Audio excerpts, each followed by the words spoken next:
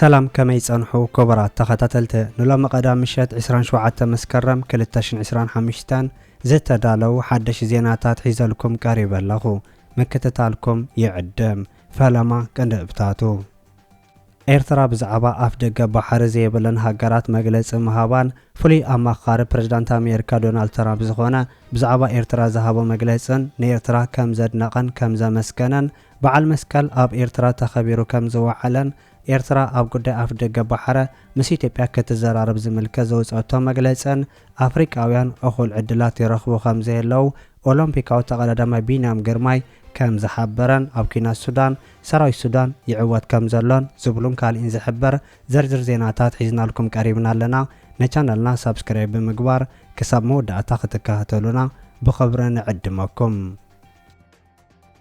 أب كنا السودان جنرال البرهان يعوض كم زلو تقاليسو كنا تحل السودان كاب علتنا بعلتنا حيا لابز مسؤول زلو جزي حيل تسراي السودان نكتما سمامي كم استقاصوري جلاس أب سمين كردفان التركب كتما سمامي أب تخبابه استراتيجيكا قداسنت كم زلوا زحبرو نايت تخبابه من جتات اتختما أب كردفان دارفورن وسان بوتا كم زلوا يجلسو أب زبا دارفور كند مواقع خوينو خم زلوا زحبر ناي كردفان كبابه أب زجزازة زلعة وقع زكاير لزلوا مخانو زحبرو من جتات أبو جحر السودان اتناي مودة تعود وقع كخاون كم زخلون يجلسو علو نير رسيف حيلتات كاب كارتومن كبابيون دحر موسو أو كاب كردفان معسكارون نتخبابن مقوص أروان بخلتي وجان كبيد كينات ككير مسنحون مهلاون يجلس حيلتات الرسيف أبتناي مودة تعرض مخانو زنقرو لزلو خبابه كسعارو كم زي فقدو زحبر وجانات نير رسيف وجانات أب تعود وقع مز سعارو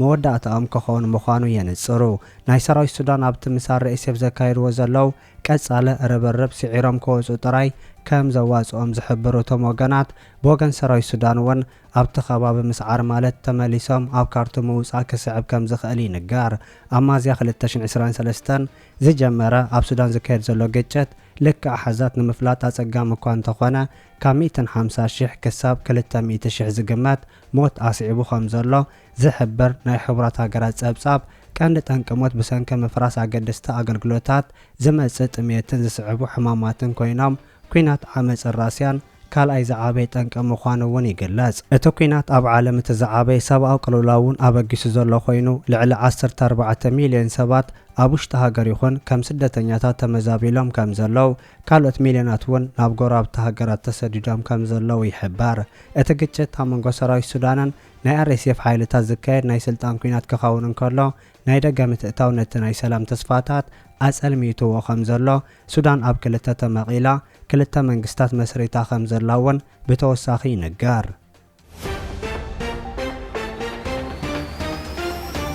أفريقاويان أخول عدلات يرخبو خمزي اللو أولمبيكاو تقارداماي بينيام جرماي محبارو تقاليسو أبت رساخلو ودرات قدم بشكلتا مخانو زنقرالو لزور فرنسا سلستاناي مدرخ عوت بمركاب تاريخ سرحة إرترا أولمبيكاو تقارداماي بينيام جرماي أفريقاويان تقاردامته أخول عدلات كم زي رخبو محبارو تقاليسو مسحري تقانتا إرترا أبت أبرواندا زكاير زلو شامبيون عالم زي ساتف زلو أب عالمنا كاب زلو زغلتفو تقاردامته مخانو زحبر بينيام جرماي أب عود القدم بشكلتانا أفريقا زوهاب عدلات كعب من لباون زحبر زلو أمباسندر كلماو سقمتن تبقصن مخانو زقلز أولمبيكاو تقارداماي بينيام جرماي أفريقا أب قدم بشكلتا دحيرا مصنحان حج دحرة 91 عامتات ناب أفريقا زمزان أب شحن 921 أب شودن زجمرة شامبيون ودر بشكلتا عالم أبروان داخل كاير مخالو عبز الله مخانو قاليسو نمحيال قدم بشكلتا أب أفريقا استفرالي عدلات كخفاتن ودرات كسرع كم زقباون وسيخو زحبره ونانا كاتاليا ماليا زور فرنسا كلتاشن 24 بينام جرماي مسكانتا إرترا حابيرو أو در شامبيون عالم المستاف أبكي قال رواندا خمزلو وني فلات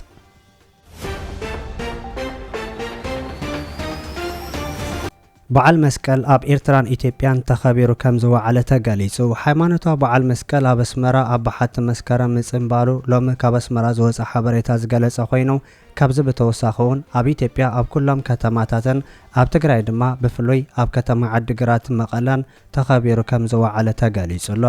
ኣብቲ ሃይማኖታዊ መራሕቲ ናይ መንግስቲ ኤርትራ ሰበስልጣን ናይ ህግደፍ ወገናት ዲፕሎማሰኛታት ዝተረኸብሉ በዓል ጽምብል ኣስመራ ዝጥቀስ ዘሎ ኮይኑ ኣብታ ኣጋጣሚ ሻድሻይ ፓትርያርክ ኦርቶዶክስ ተዋህዶ ኤርትራ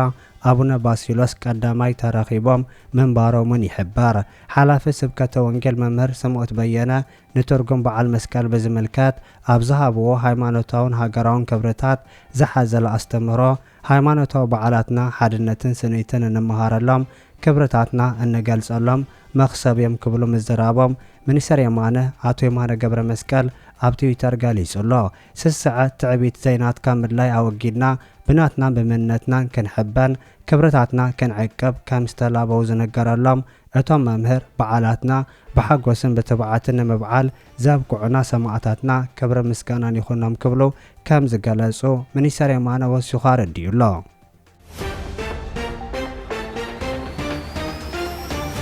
ኤርትራ ብዛዕባ ኣፍ ደገ ባሕሪ ዘይብለን ሃገራት መግለፂ ምሃባ ተገሊጹ።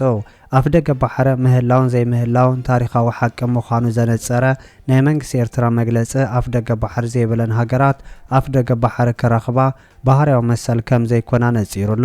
ሚኒስተር ወፃኢ ጉዳይ ኤርትራ ኣብቲ ኣብ ዋዕላ ኣፍ ደገ ባሕሪ ዘይብለን ኣብ ምዕባል ዝርከባ ሃገራት ተረኺቡ ዝሃቦ መግለፂ ኣፍ ደገ ባሕሪ ዘይብለን ሃገራት ምስ ኣፍ ደገ ባሕሪ ዘለወን ሃገራት ብምስምማዕ ጥራይ ሕቶአን ክምልሳ ከም ዝኽእላ ብምሕባር ኣፍ ደገ ባሕሪ ንምርካብ ናይ ሳልሳይ ኣካል ምትእታው ከም ዘየድሊ ገሊጹ።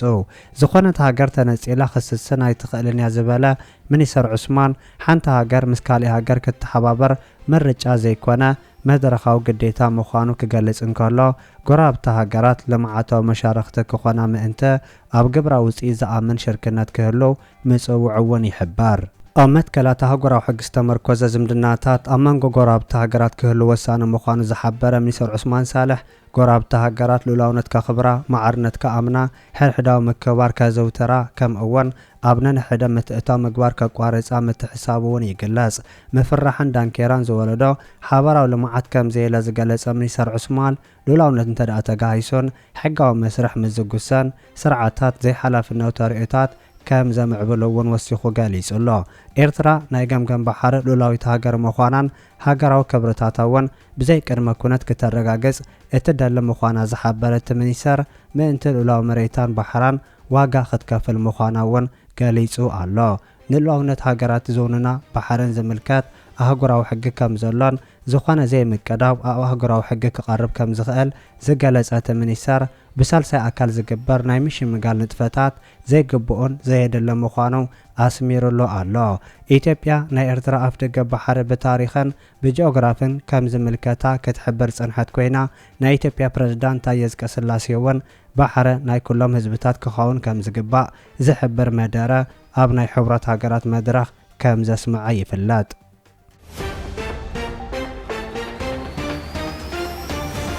ኤርትራ ኣብ ጉዳይ ኣፍ ደገ ባሕሪ ምስ ኢትዮጵያ ክትዘራረብ ንዝወፀ ሓበሬታ ኤርትራ ነጺጋቶ። ኤርትራ ኣብ ጉዳይ ኣፍ ደገ ባሕሪ ምስ ኢትዮጵያ ክትዘራረብ ተዳልያ ከም ዘላ ዝገልጽ ናይ መንግስቲ ኢትዮጵያ መግለጽታት ካብ ሓቂ ዝረሓቐ ምዃኑ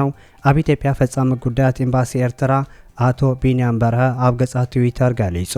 ኣብቲ ናይ መንግስቲ ኢትዮጵያ ወገናት መግለጽ ብመንጎኝነት ኣሜሪካ ኣብ መንጎ ክልቲአን ጎራብቲ ሃገራት ኣብ ጉዳይ ባሕሪ ዘተኮረ ዘተ ንርድእን ክፍጸም ምዃኑ ዝሕብር ምዃኑን እቲ ናይ ኢትዮጵያ ወገናት ዝሃበዎ መግለጽ ዝኾነ ጭብጢ ዘየብሉ ኣብ ህዋ ዝተመስረተ ምዃኑ እውን ኤምባሲ ኤርትራ ብኢትዮጵያ ኣፍሊጡሎ። እቲ ብናይ ኢትዮጵያ ወገን ዝወፀ መግለጽ ኣብ ኣዲስ ኣበባ ዝርከብ ናይ ኤርትራ ኤምባሲ ምርኩዝ ብምግባር ከም ዝወፀ ክሕብር እንከሎ ነቲ መግለጽቲ ቤት ጽሕፈት ሙሉእ ብሙሉእ ነጺግዎ ከም ዘሎ እውን ብተወሳኺ ክፍለጥ ተኻኢሉሎ። እዚ ከምዚ ኢሉ እንከሎ ፍሉይ ልኡኽን ፍሉይ ኣማኻሪ ፕረዚዳንት ኣሜሪካ ዶናልድ ትራምፕን ማሶድ ቦሎስ ኣብ ዝሓለፈ መዓልትታት ምስ ሚኒስተር ወፃኢ ጉዳይ ኤርትራ ዑስማን ሳልሕ ዝገበሮ ዘተ ፍሉይ ከም ዝነበረን ንኤርትራ ከም ዝነኣደን ተገሊጹ። ማሶድ ቦሎስ ሎሚ ኣብ ዝሃቦ መግለጺ ድሕሪ ሓያሎ ዓመታት ንፈላማ እዋን ብደረጃ ላዕለዋይ ኣካል ምስ ሚኒስተር ወፃኢ ጉዳይ ኤርትራ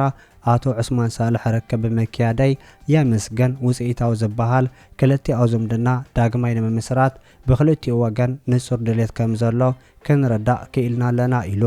እቲ ኣማኻሪ ፕረዚዳንት ኣሜሪካ ዝኾነ ንዓመታት ሓሽኪሩ ዝጸንሐ ዝምድና ኤርትራን ኣሜሪካን ንምምሕያሽ ዝዓለመ ርክብ ምስ ሚኒስትር ወጻኢ ጉዳይ ኤርትራ ኣቶ ዑስማን ሳልሕ ምግባረይ ልዑል ኣድናቖት ኣለኒ ዝበለ ኮይኑ ኤርትራን ኣሜሪካን ድሕሪ ዓመታት ንፈላማ እዋኔን ብደረጃ ዝለዓለ ሰመዚ መንግስታት ከም ዝኣመሰለ ወግዓዊ ርክብ ብሓሙስ ኣካይደን ዘለዋ